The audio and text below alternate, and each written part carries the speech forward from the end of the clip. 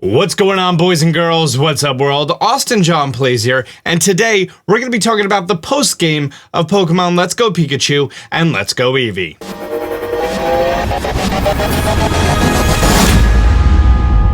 Pikachu Eevee!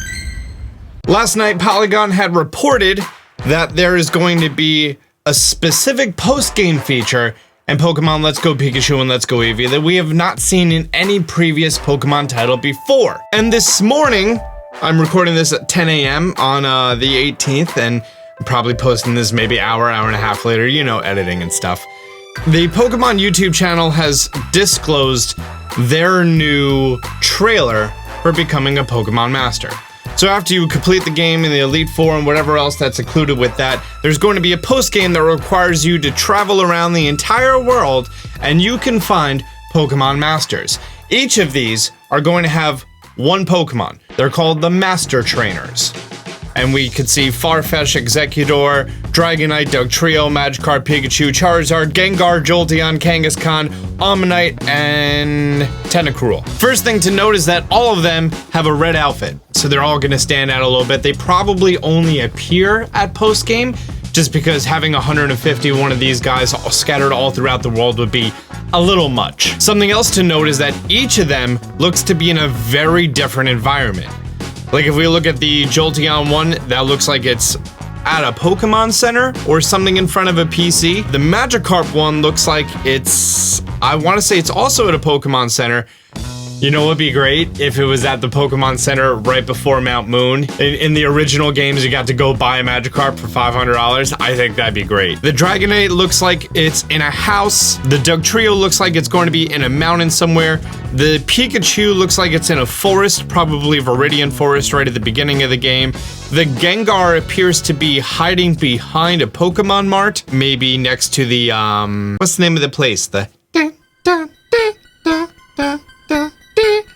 You know, the Seizure Town. Anyways, each of these Master Trainers seems to be in their own environment, which is pretty dope. Video footage in this video is not final. Okay, so here we are entering a battle, and this is going to be the Charizard Trainer, who's obviously the best Master Trainer ever. When you enter the battle, you can only enter with the same Pokemon that they are presenting. They have a Charizard, and you're going to be throwing out your Charizard. And you could probably bring a shiny in here if you have a shiny. It'd be a cool little variation. We can see right here that the Pidgey Trainer is just out in the middle of the world, as well as the Sandshrew Trainer. Actually, the Sandshrew Trainer, it's Cerebi tweeting that they're making a list of all the Master Trainers while I'm making the video. See, Austin's on top of things. The Sandshrew Trainers seem to be, I would want to say, the exit of Mount Moon. That's a possibility. You probably don't need to have the Pokemon that they're talking about as your buddy Pokemon. They may just be doing this for the video. We got the Venusaur Trainer. I like how the sprite is actually bigger than the thought icon. So when you challenge the Master Trainers, there's going to be no items. You're only allowed one Pokemon in the battle. I'd love to see how the Magikarp battle goes. And it's the ultimate duel. Obviously, you need to think what moves that they're going to be having to go against you. These Master Trainers probably have moves that's going to be effective against the Pokemon itself. This Venusaur just used a super effective attack against this Venusaur. Now this Venusaur is going to be using... Is that a fire move? What fire move can Venusaur learn? None. Maybe it wasn't a fire move. So this is pretty interesting because right now, obviously, there are some Pokemon that are weak against itself, like Dragonite can use a Dragon move on a Dragonite and it's super effective. This Charizard right here comes out with an electric move that looked like Thunder Punch. As of 7th gen, Charizard cannot learn Thunder Punch by breeding. However, it is a move tutor move. This is interesting because we don't know if there are move tutors in the game. Also, we don't know that if you transfer Pokemon from Pokemon Go into Pokemon Let's Go, if those other two moves are going to be predetermined or if it's going to be based on the current level of the Pokemon, or if there's a chance that you're going to be getting an actual egg move or a tutoring move.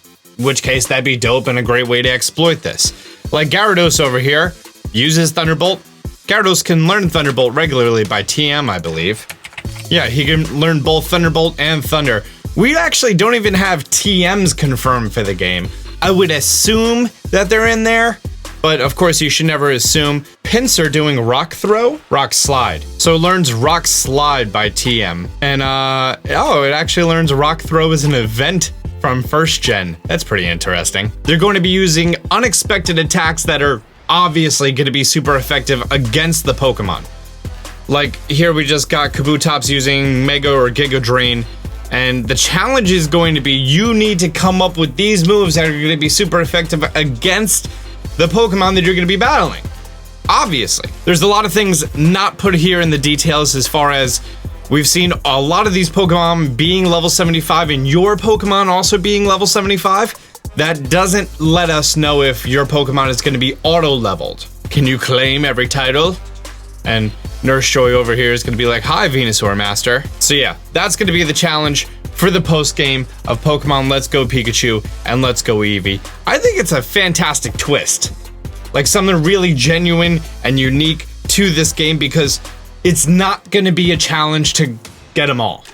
It's really not. Between Pokemon Go and just the massive amount of Pokemon that you're going to be catching, it's going to be a lot of, you're going to have a lot of these Pokemon, and you're going to go through and you're going to get rid of all the weak ones, and you're going to have the strongest one. That's essentially what you should have been doing in Pokemon Go for the last 2 years, spoilers. It's going to be a great thing to do with all of these Pokemon that you have. You're going to be going through trying to get the strongest one, and then once you have the strongest one, you're going to be battling against the person who has the strongest one. I think it's great. Guys, I want to know your opinions. Leave a comment down below. If you're new to the channel, be sure to subscribe, turn on notifications. Until next time, Austin John out.